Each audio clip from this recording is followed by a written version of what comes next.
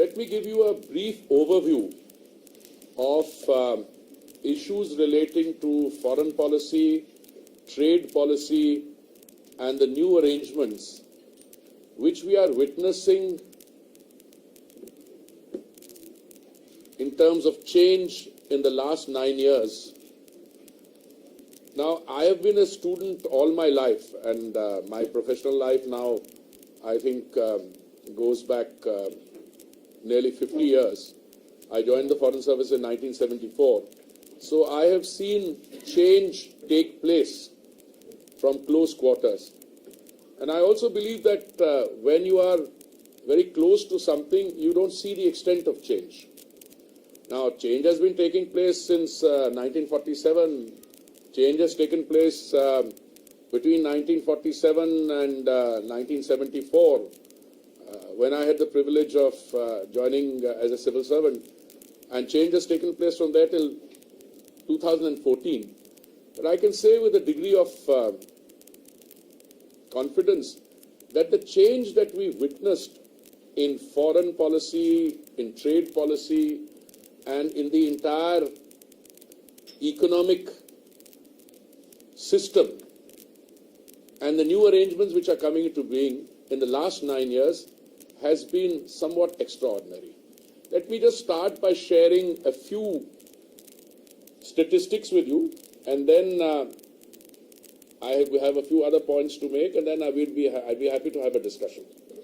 First of all, today in 2023, if you look at the surveys by the bank, the World Bank, if you look at the surveys by the IMF, they all describe India as the bright spot in the global economy. India will contribute 15% of global growth in 2023 as per the IMF.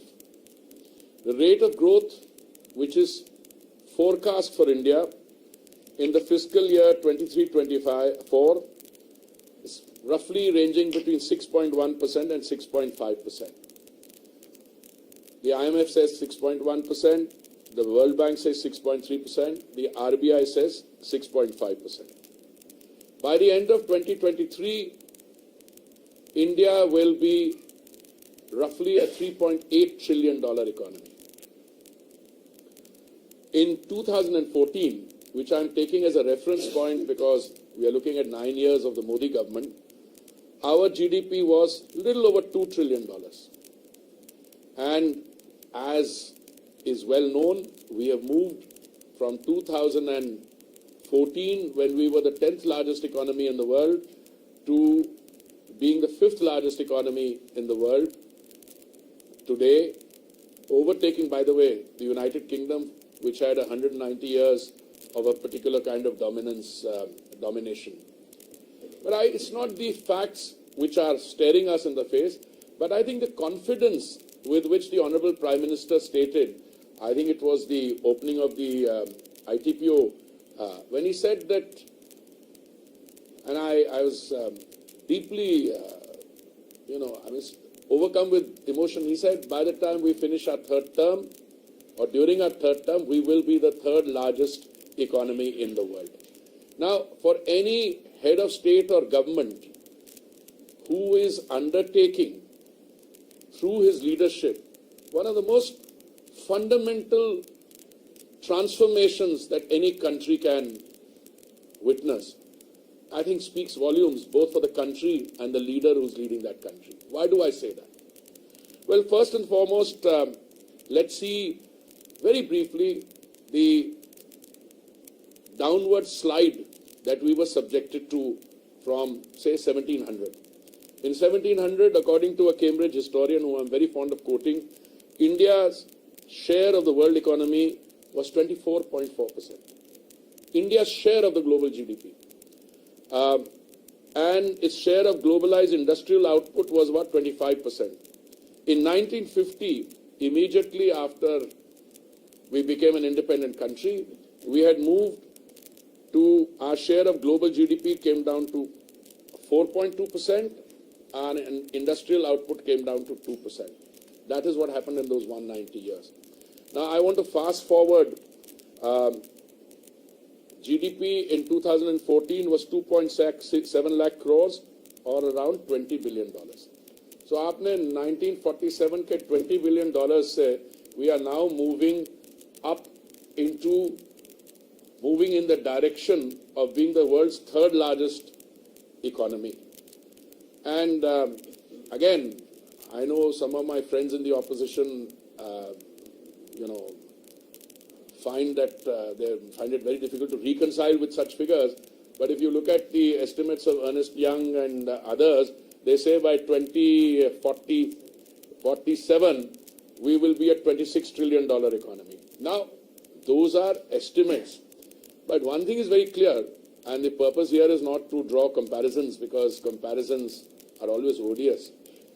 But look, the fact of the matter is large parts of the world, including the United States, including parts of Western Europe, Japan, are witnessing growth rates in the close vicinity of 0.9%, 1% flat growth.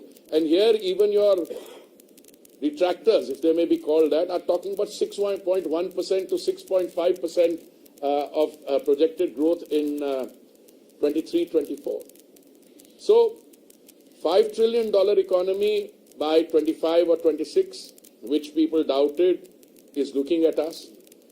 A $10 trillion economy by 2030 is again no longer a matter of debate or disagreement. And you are now looking between 2030 and 2040 at doubling that $10 trillion economy.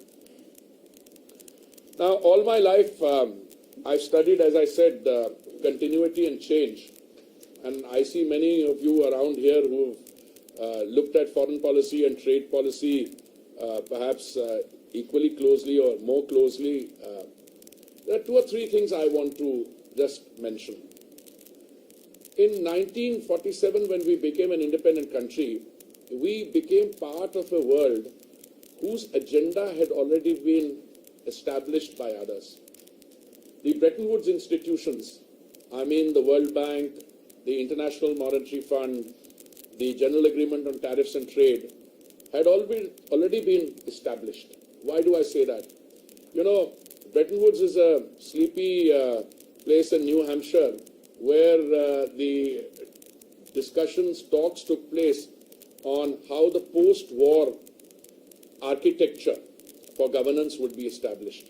And out of that came the IMF, the World Bank, and the GATT, because they could not agree on the International Trade Organization, because the US legislature didn't want sovereign decision-making authority to move from its legislature to a body of bureaucrats sitting wherever it was, ultimately in Geneva. So the GATT was created, General Agreement on Tariffs and Trade.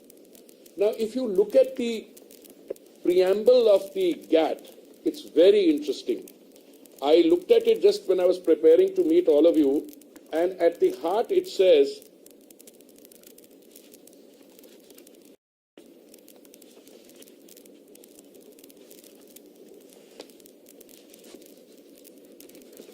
entering into, 1 minute, I remember it by heart, but I want to quote it correctly.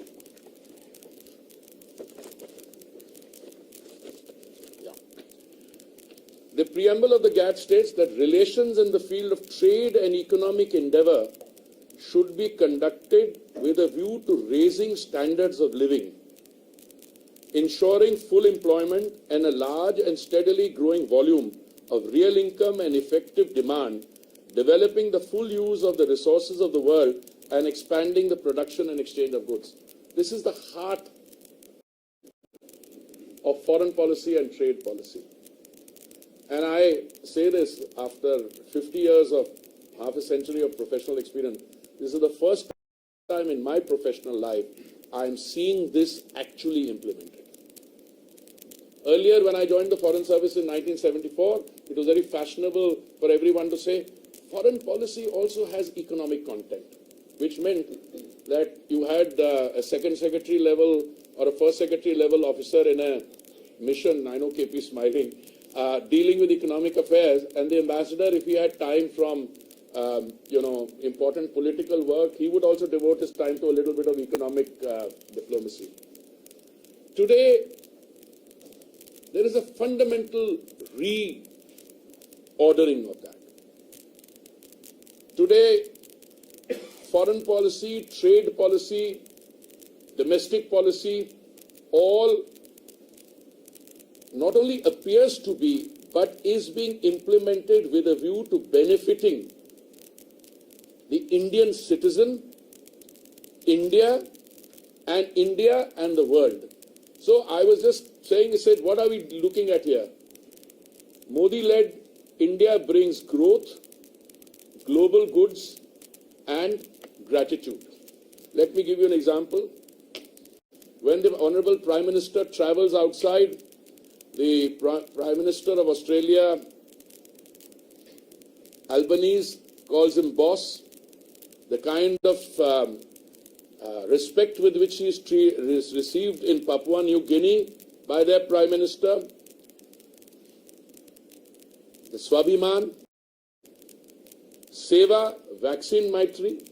You see, at the end of the day, no matter which way you look at it, a leader and a country led by a leader with broad shoulders, a tall leader, will be judged not how the country fares in normal times, but how a country responds to challenges. And I believe that the pandemic challenge was once in a lifetime kind of challenge. Because I was, as I keep saying, I was in Geneva and New York heading the Indian missions to the UN when we dealt with SARS, Ebola, H1N1. But the pandemic which we had to face in the beginning of 2020 was more like the Spanish flu of 1918, which is resulting in devastation of an unprecedented order. And look what happened. Let me talk about the vaccine and the health sector part of it. When the pandemic broke out, our health sector did not even have the basics like PPE kits, oxygen masks, etc. We not only revamped that, a domestic vaccine production capacity in the public sector, which existed in the previous years, was dismantled between 2010 and 14. And from scratch, one, through a private sector research done in Oxford, AstraZeneca vaccine manufactured under license in Pune, and another purely domestic, and we were able to supply in excess of 224 crore doses of vaccine virtually free.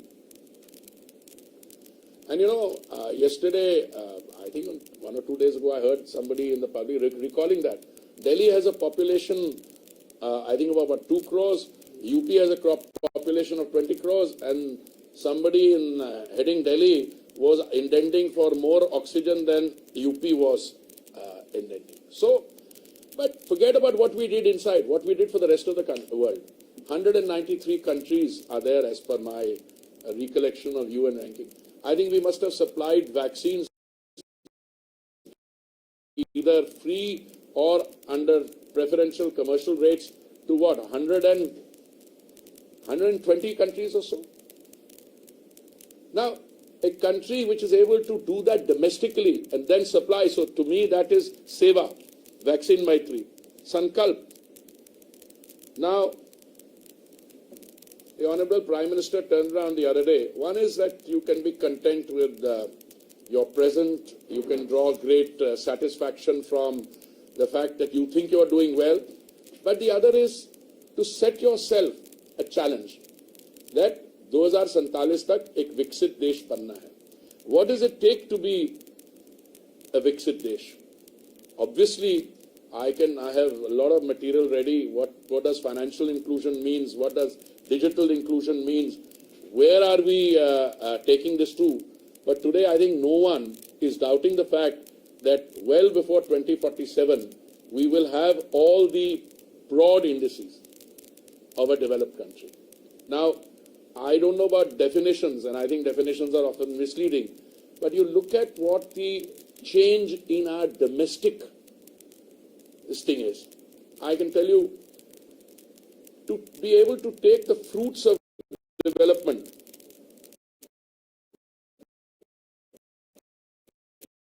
to the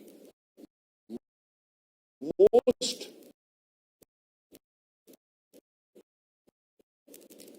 vulnerable sections of your society, I think that to me is the development part of it. And I was very happy to see some statistics the other day, and I'm very happy to honestly,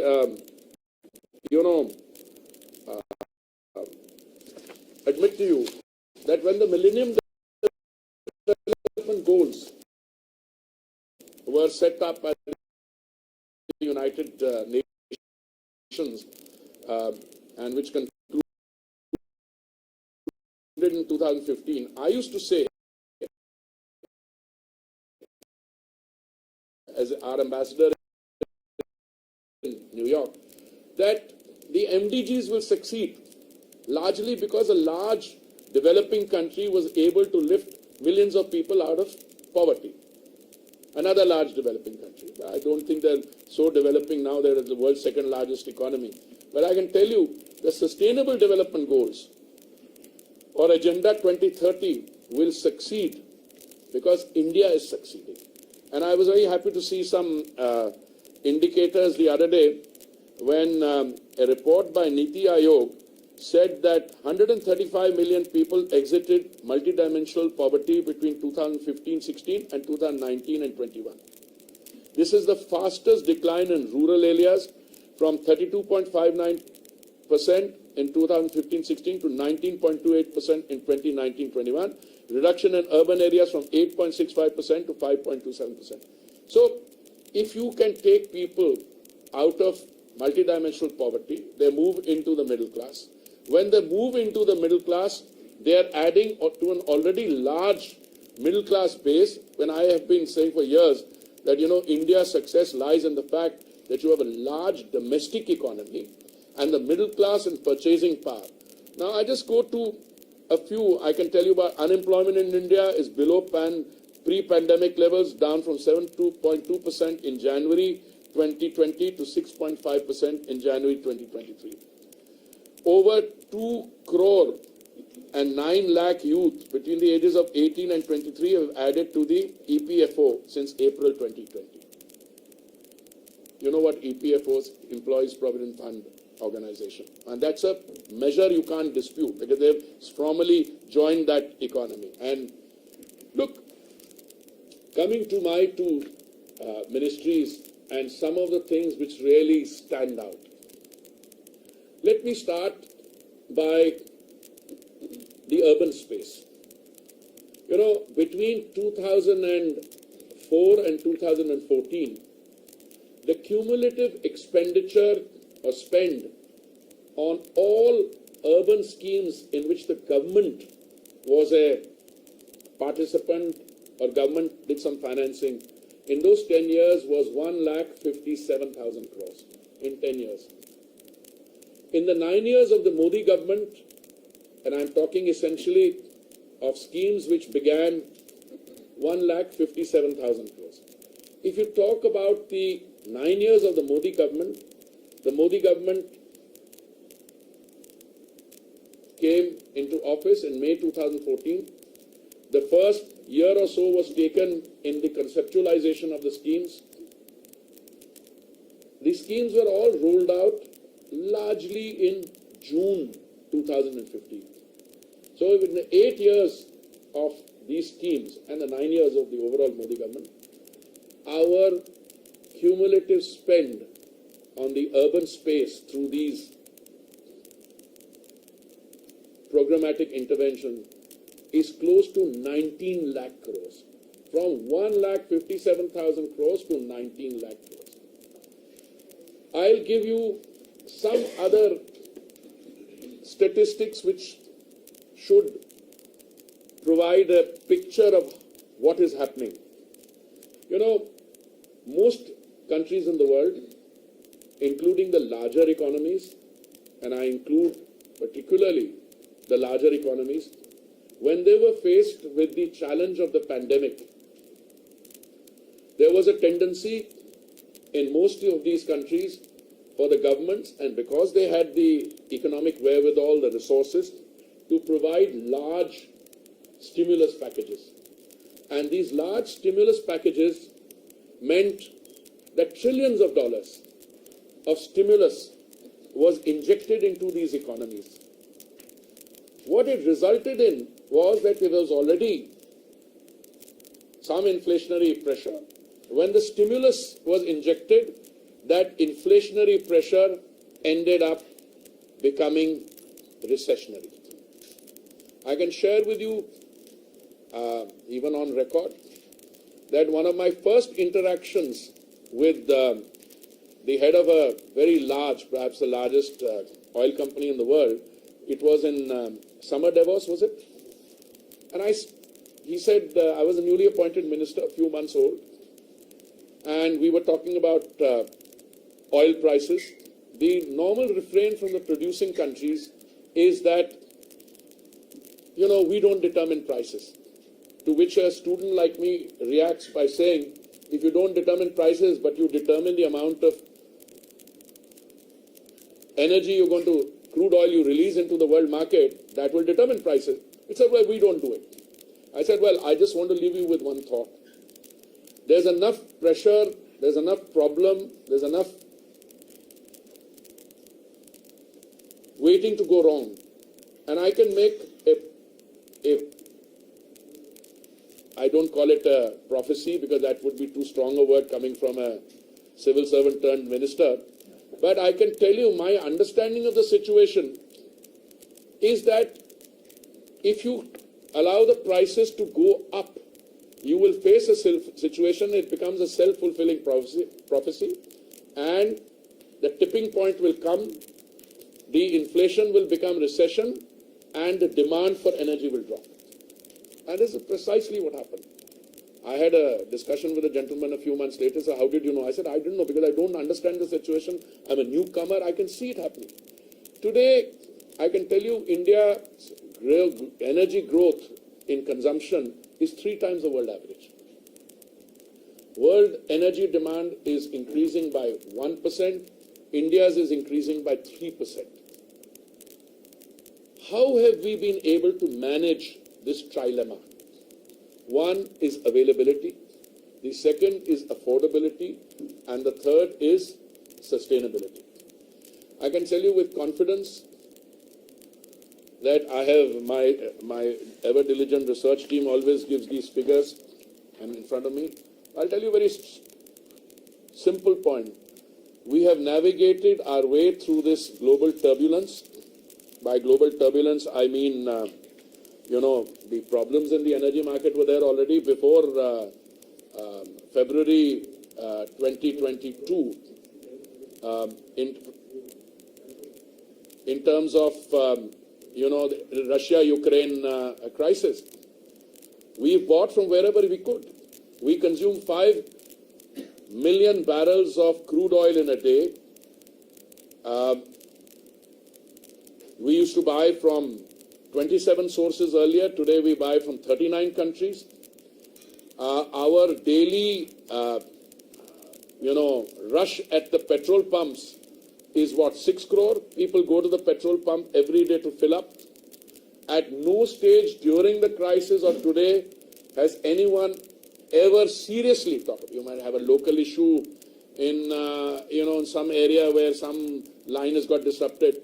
There was no shortage of energy anywhere. My oil companies give them full marks.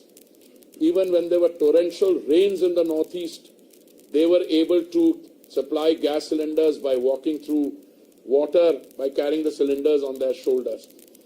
How were we able to maintain affordability? Because the Prime Minister personally monitored the situation, and on 2 occasions, November 2021 and May 2022, he reduced the central excise on petrol and diesel. The reduction in Central November 21 and May 22. He reduced the central excise on petrol and diesel by a significant part, 6 and 13 rupees, 13 and 16 rupees, and the BJP ruled states immediately reduced their VAT. Now this has resulted in a very interesting situation. The only parts of our political system which talk about high petrol and diesel prices are the ones who have not reduced their VAT. Let me give you one or two examples. I'm talking about the increase between June 21. No, I'm talking about the rate, first of all, petrol and diesel in July 23. Those are the latest figures because we are on 4th of August. In Guwahati, petrol retails at 98 rupees a litre. In nearby Kolkata, it retails at 106 rupees. Difference of 8 rupees per litre. Now, it's not 8 rupees a litre. When you go to fill a tank, I don't know what kind of vehicles you drive, but some of your tanks are 40 litres, some are even bigger. So if it's an average of, say, 40 litres in a petrol tank, 40 into 8, in one go. So this is the difference between Bhopal and Amravati, between Lucknow and Bangalore, between Goa and Raipur. Let me take Goa, 97 rupees 68 paise, Raipur 102 rupees, difference of 4.77 rupees. Differences in all these, this thing is Gandhinagar and Jaipur, 12 rupees different. Gandhinagar, petrol retails at 96.63 rupees a litre, in Jaipur at 108 rupees 48 paise. 11 rupees 85 paisa difference. So if you multiply that by 40, and these are the only people who say that petrol price come karo, diesel price come karo. My first thing is that we are happy to look at it if international prices, but you know, we are dependent 80% for our consumption on imports. So the world price has some. But let me also come to world prices. Far-sighted, visionary and bold decision-making by the Prime Minister has maintained availability and affordability. Now we come to world market prices. Let's compare petrol increase and diesel increase between a 2-year period from June 21 to June 23. Now I will take 3 or 4 countries in our neighborhood, and then I will take a few of the larger economies. In the neighborhood, India's increase has been 2.36%. Pakistan's increase has been 50.83%. Bangladesh's increase has been 30.11%. Sri Lanka's 79.61%. This is petrol. Nepal's increase has been 42.39%. Now let me come to the larger economies. USA, during this 2-year period, increase in petrol prices has been 30.15%. 30% increase. In Canada, 24.17%. In Germany, 19.08%. France, 22.67%. This is petrol. I'll also go to diesel. Sri Lanka, the increase. In India, the increase has been 4.97%. Sri Lanka, the increase has been 130.65%. USA, 29.31%. I'm happy to make these statistics available to anyone who... No, we'll make them available. My press team will send them around, actually. Now, I want to say 2 things here. These reduction in excise duty by the Honorable Prime Minister was undertaken at a time when we were feeding 80 crore people 3 meals of dry ration a day, which, by the way, is still going on. Now, some people get up and say, "Arey, ye kya ho gaya? Wo kya ho gaya?" I was very disappointed. I mean, I was able to answer one start question, and I took my time on the Swanidhi scheme in the Lok Sabha yesterday. But there were questions on gas pricing, and I was very keen to answer those questions. Why? Because suddenly somebody turns around and says, "Bhai, gas cylinder bada mehenga ho gaya." Now, I don't know, correct me, I think in the last 1 year the price has gone up only once. Okay? Now, people don't realize that there's already a subsidy there. For instance, today in 2023, thanks to all the work done by the Modi government, and the Prime Minister is personally committed to this. The number of gas connections, I think, has gone up. I'm talking about LPG connections from 14 crores to something like 32 or 33 crores. And let me also mention to you that out of this 9 crores 60 lakhs are Ujjwala connections. 9 crores 60 lakh Ujjwala connection means this was a connection given free. During the pandemic, when there was a extreme vulnerability, the Honorable Prime Minister ordered that 3 free gas cylinders would be given to every beneficiary. I was just calculating, and now, even now, we are giving 200 rupees directly, DBT, to the account of the beneficiary. 9 crore 60 lakh people get this. All beneficiaries, all gas connections also get a freight subsidy. For instance, since we are again dependent for a large percentage on imports, you calculate the cost at the point of arrival, importation, then you take the distance. Now, whatever the going price is, if you have to takes more to take the cylinder, let's say in an extreme, remote, hilly area, there is another freight subsidy there also. So we are giving, even now, subsidy worth about 10,000 crores or thereabouts. How do I calculate this? Just to give you a very small figure. 9 crore 60 lakh Ujjwala subscribers, they are entitled to 12 cylinders a year. They don't draw 12 cylinders, they don't need to. But the Ujjwala per capita consumption has gone up from 3 cylinders to 3.71. Let's say on an average 4. So you take 9 crore 60 lakhs into 4 into 200. Should come to about 7,500 or so, I mean, depending on what the precise figures are. Plus you are adding another 1,000, 2,000 crores subsidy on freight. A question I am often asked, can't you bring the prices down? Look, we are import dependent. Certainly, the price of Saudi CP, the contract price, went up in 21, 22, 22, 23 from something like $380, $400 a metric ton to 700. And when it went up, but we didn't let the price of the thing go on, we didn't pass it on. Our companies ended up incurring a loss of 28,000 crores. We reimbursed them up to 22,000 crores. But we are happy to do that as long as the consumer benefits, and that was the Prime Minister's thing. I talked about Samparn to make India, I talked about Sankalp, Viksit Desh by 2047. Samparn committed to a healthy and fit world, yoga, millets. I hope you noticed that in that Punjabi meal there was a millet dish also. Okay. Suvidha, visa stamping. I mean, it was to be a nightmare earlier. Now issues are being resolved, including in the Honorable PM's recent visit. Suraksha, Operation Ganga, Operation Kaveri. I can't think of any other country in the world which deputed 4 cabinet ministers to bring back 25,000 Indian students stranded in Ukraine through 4 adjoining countries. I had the privilege of being. Samvad, Voice of the Global South.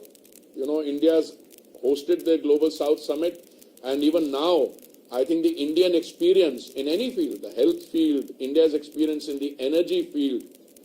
Sayog, a temple is being built in the UAE, and Samvedna. You know, people sometimes turn around and say your relations with a particular country are not that good, why do you come to their assistance? But that's not the issue. I think the humanitarian streak and the Prime Minister's policy, we are today a country which is capable of heavy lifting, and we showed that capacity for heavy lifting when an earthquake came in Turkey. You know, the Prime Minister was not, I think, in town. I think he was traveling. If I remember correctly, it was during the India Energy Week when the earthquake took place. And I remember wherever the Prime Minister was, somewhere outside Delhi, the instructions came before anyone. We were one of the first countries to send not just relief assistance, but sizable relief assistance, both in terms of helping at the local situation with, rescuing people, other relief supplies, etc. You know, I'm afraid I'm having to jump a little. Another thing which not many people realize, every government has good intentions. I have never taken the view that previous governments didn't have good intention. But you know, sometimes the way to, if I may be, the way to hell is also paved with good intentions. You must have a vision for yourself, for your country, and your ability to take that forward. Let me give you, I joined the Foreign Service in 1974. One of my first assignments was, I was not even, I was a trainee. We'd come back after the foundation course. I was attached to the policy planning division with somebody I greatly admired, Mr. Damodaran, A.K. Damodaran. We used to call him Professor Damodaran, my friend Ramu's father. And I used to sit with the section there. I used to, I was assigned, I asked the Joint Secretary, he was Joint Secretary, I said, sir, what can I do? He said, educate yourself on what happened in the OIC summit in Rabat in 1969. This is 1974, it was a very tough one. What happened by the way, many of you are so young that you don't remember what happened in 1969, but I can remind for you, we faced scorn in the international arena because at the summit where we sent a representative, India was left red-faced with having been forced to leave the OIC summit at the insistence of Pakistan, despite having been invited. You know, ek to aap invite na kariye. But he went there and Pakistan said, now how are you allowing this country in? Look at that and look at today. Look at the maturity, the intensity of your interaction with the Islamic world. I mean, I like to cite this, you know, our relations with the UAE, what we've done on the trade front with the UAE, what we've done in terms of the India-UAE rupee settling agreement, our relations with with Saudi Arabia, our relations with Egypt, which is a traditional thing in the Islamic world. PM just went there on a highly successful visit. So, what used to happen then? But I'm not confined. I'm just giving you some anecdotes from my 50 years. So, whenever you face somebody like me, you know, the old stories come out. But give you another example. I remember that when I was a young, director level officer, the then Prime Minister, I think it was Sri Rajiv Gandhi, decided to establish at the 9th Non-Aligned Summit, which took place in Belgrade in 1989, it decided to establish a group called the Group of 15. What was this Group of 15? With the aim of cooperation amongst developing countries in the area of investment, trade and technology. And it was a middling group of countries that did not share much in common, hoping that they would collectively get the strength to engage as interlocutors of the developed world. 1989, not that far back. And the group aspired to talk to the West and present a united front for the developing world. Now, this is the kind of mindset you were in. Even 1980. What is it today? Today you chair the G20, the G7 is talking to you, you go and address the G7, that is the change. And that change, I respectfully submit to you, came after 2014. I can go into individual examples to say how, no. Let's say climate change. You know, people talk about my urban infrastructure and it's fair enough. But today what you're facing is an total extinction of something called a climate skeptics. They used to say, climate change kuch nahi hai. But as you see the facts, the rainfall that you're getting is the highest in 50 years. The global warming is no longer the issue, it's global boiling now. Today you have a situation where, I believe that you guys have this tremendous power. Ek photograph ab laga dete, the narrative changes. I remember when we were on the Security Council, there was a body of a child washed ashore after the Syria conflict. Geeta, you'll remember that. That changed the global narrative on, the civil strife and conflict in Syria. Today, if you open the Western press, you have sights of parts of Greece burning and a child, half clothed, it's boiling there. You see reports from Vermont in the US. You see parts of Europe. Where was India on the climate this thing before Paris? Normal refrain was. I'm not saying we've gone away from the refrain totally. But I think the Honorable Prime Minister realized before Paris and then again before Glasgow that, it's all very well to say, this is not my problem, he has caused the problem, polluters pays principle, no, you, I mean KP, or the other guy, you caused the problem because you've done you have more consumption, you have more, you create more pollution, and the polluters pay principle. And you had the concept of common but differentiated responsibility. But nobody's running away from that. But the fact of the matter is, if a large country like India only identifies with one part, either you're part of the problem or part of the solution. The Prime Minister said, we will be part of the solution. Today, India is offering to the world in areas, now I could have an entire session on, what we've done in climate, but I'll take just one or two examples from my field. Today, you are offering solutions which were unthinkable. Look, I was in Geneva, I was posted to Brazil, and I was looking at what I wanted to do in Brazil. And one of the things which struck me was their great success in biofuels. And the government in Delhi then was also very keen. Mr. Sharad Pawar was Agriculture Minister, the then Prime Minister. We put in place a system, an ecosystem, whereby we would try and get 5% biofuel blending in 10 of our states and union territories. Only 5%. Idea was being, we'll get that ethanol, we'll mix it into petrol. We tried very hard. I was ambassador in Brazil till 2008, May. I went there in 2006, January. I left for New York in, I think, May. I left Delhi. I came back to Delhi in 2008.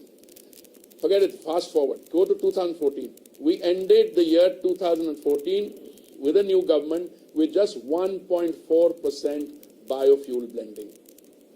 So I said, sometimes your intentions are good. Many of the things that Modi ji has been able to do are not just because he thought of the idea. Some of these ideas are old ideas, but they could not implement their own ideas.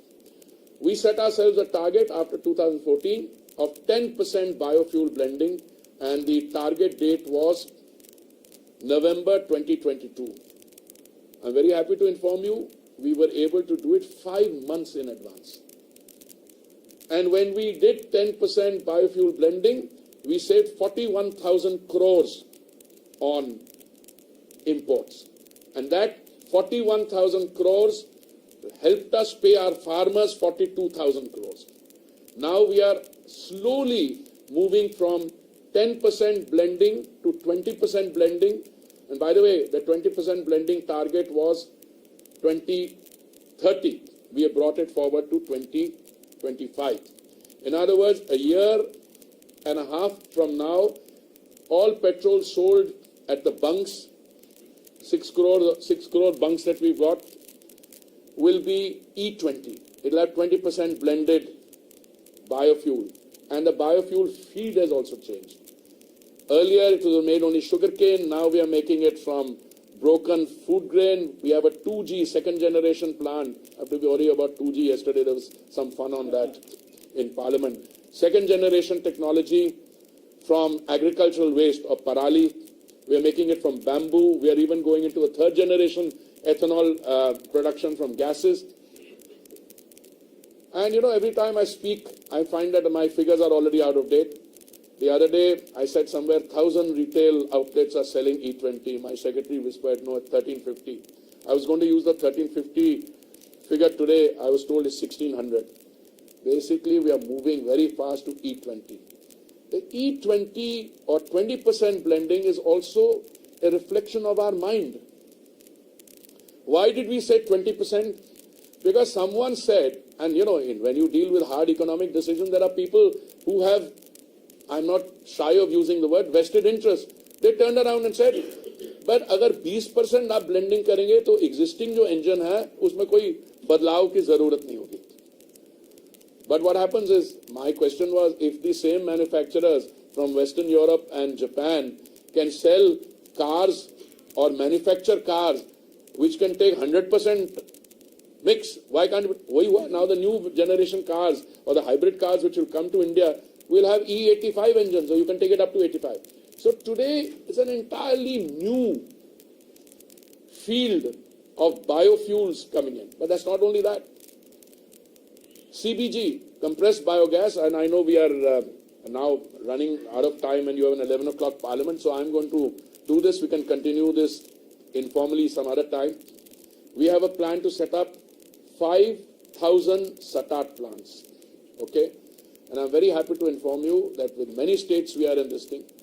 So, friends, let me quickly rewind our economic history from 1700, when you were a global leader, when a Seth sitting in Calcutta could transfer the entire proceedings of the East India Company through one bill of transaction. From there down, after 190 years of colonial association, I'm not even calling it dominance, association down to 4.2% and 2 point this thing for industrial this thing. You're slowly picking up.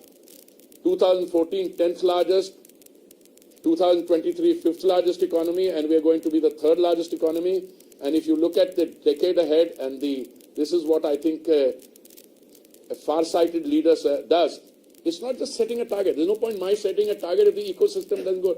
Now everybody is saying India is the place. Why? Because you've been able to make those changes, you have these new arrangements. FTAs earlier, and this is my concluding point. It's not that we did not want to sign FTAs or that we didn't sign FTAs, but there was a fundamental flaw in them. You were not careful when you signed those FTAs. You had provisions on rules of origin in them. So if my FTA is with this gentleman here, Thailand, let's say, and Indonesia, very good. Yeah, the FTA is supposed to increase trade between the two trading partners. And when there is an increase in trade, both sides benefit. But the rule of origin was so loosely written that the goods which were coming in from that source, I don't mean any one country, Thailand or something, it was from one major supplier, as a result of which the manufacturing industries, I'm just talking about India, throughout the world had an impact which completely made them vulnerable, and the manufacturing sector was disappearing. So today, I can tell you, I think Rajiv was the one who was briefing all of you the other day, Rajiv Chandrasekhar, my friend, and he said, I have 3 iPhones, they're all made in India. That is the difference. So I'm going to conclude here. I have still a lot to go, but I'll be happy to open it up for 5-10 minutes of question time, and then I think all of us have to go to Parliament. Yes, Vishnu. Just very brief question. Fantastic statistics. Please give us the statistics. You will get all the statistics. Have it by the end of the day. No, not only end of the day. We'll give it before that, because I have it. I have the material. I have all the material here. Just cull out mostly what I said, and then in a separate note what I wanted to say, but I didn't have the time. So the question is, what is the new peg over here? Why are you saying all of this? Is this peg to G20 happening? G20 is no. The whole peg is fixing. What is 2047 and what we have done in the last 9 years? I think the 9 years and going forward into the 3rd term, 3rd largest economy. Why do we have a degree of confidence on being able to do this? That's my conceptualizing. Rajiv must have had, I think, similar. I think Jaishankar ji will also be doing others. I have 2 ministries portfolios. I've tried to weave in parts of that here. I mean, I'll give another statistic. This is a McKinsey study that India is building between 700 million and 900 million square feet of urban space every year, which is the equivalent of a Chicago. So this is the broad peg on that. So I have one question. In the current political atmosphere, every state government is offering freebies. Our budgets are not surplus. How much of a challenge do you see the state subsidy spree to India's goals of becoming a... I used the expression, madam, the good intentions, making freebies, making, transport, bijli, free, there's a good intention. But, it is the way, to hell. Because you've got now levels of bankruptcy in many of the states. You just have to see the state of countries, where countries are reaching. I don't want to name countries, but you all know what we're dealing with. They are not able to pay. I mean, in the case of a neighboring country in India, South, we extended $4 billion of different forms of assistance to them. And so, let's be very clear. At the end of the day, a subsidy has to be targeted at those who are the most vulnerable. The subsidy has to be targeted in a manner that it brings relief, but the subsidy has to be digressive. A subsidy cannot get entrenched for all times to come. In other words, then you're killing all the competitors. This is something Mr. Modi has been able to do. Actually, all your data and everything, opposition is saying that, okay, government is telling we are going ahead as far as financial, achievements are there. But the social fabric, like things like Manipur and no... I'll tell you something. I think, look, democracy, opposition must be allowed to speak. But I think they've made up their mind that they're going to be in the opposition for all their lives. Let me explain something to you. What is the value of parliament? I think the value of parliament is their ability to put us on the mat. All right. Now, what has happened is, we have offered to have a discussion, and this is such a good opportunity that if you want a discussion on Manipur, we are ready for the discussion. Laying precondition, you must do this or you must do that. So I think उन्होंने अपने पैर पे कुल्हाड़ी मारी. And let me give you another, since the madam asked a question on freebies. इनका दो तरीके का स्टाइल होता है काम का. एक है, we generate the productive assets, we produce the resources. इनका स्टाइल क्या है? चिदम्बरम जी जब वित्त मंत्री थे, उनका स्टाइल काम करने का था कि आज महंगाई है तो ऐसे करो, आप ऑयल बॉन्ड्स फ्लोट कर दो. तो ऑयल बॉन्ड्स इन्होंने क्या फ्लोट किए? 1,40,000 करोड़ के ऑयल बॉन्ड्स फ्लोट किए, जिसमें हमें अब 3,50,000 करोड़ वापस देना चाह रहा है. तो freebies, differing decision. Look, you want to run a country, there is no other way than the Modi way, which is you take responsibility and you bite the bullet in terms of taking the hard decision to do it. अब ये कहना कि वहां पे ये हो गया, वहां पे हो गया. अभी तो आपने कुछ दिन पार्लियामेंट के रहते थे, wasted the rest, and many of them have come to me individually. I said, yeah, हमसे गलती हो गई. We should have allowed question hour to run. We could have talked to you about gas. मैंने कहा मैं तो I'm willing to have an open forum on all these issues. It's not that we don't want to provide relief, but आप discussion करने का, because I don't think they have a case. कल दिल्ली की discussion में, लोकसभा में आपने सुनी, apart from a brilliant performance by the HM, I was looking at the opposition faces. What were they saying? What were they saying? Here is a track record of somebody of what I call less than responsible governance, and you want to give power अपने अधिकारी के कमरे पे रात को 2 बजे red करवा दी, उसके कमरे से ले गए. You want to? These are the issues. But I think we have to go to Parliament. I'm very happy to continue this discussion. Yeah, please. So we have been buying, crude from Russia at a very highly discounted rate for last 1 year, more than 1 year actually. More. Yeah, more than 1 year. Yeah. And our crude is been finding way to European markets also. And a number of European countries are very happy that we are getting crude through India, because India is buying it at a very discounted rate. And we are Don't believe any of these stories. Ask them what they are buying from Russia. Is there any possibility of, in fact, petrol and diesel prices being brought down? No, I'm coming. I'd be very happy to have a longer discussion. It's like this.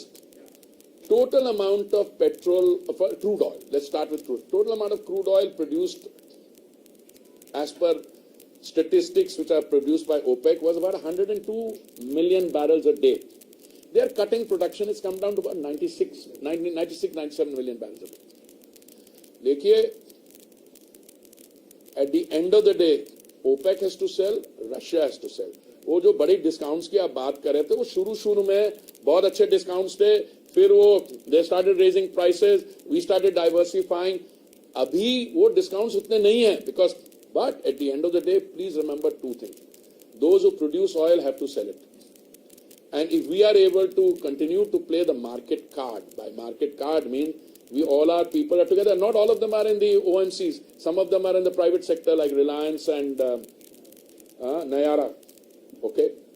So all these things, it's not you buy from one and sell to the other. The other day I came up across a road, one large producer was buying from them, buying crude also, and then refining. It's like, this is small parts.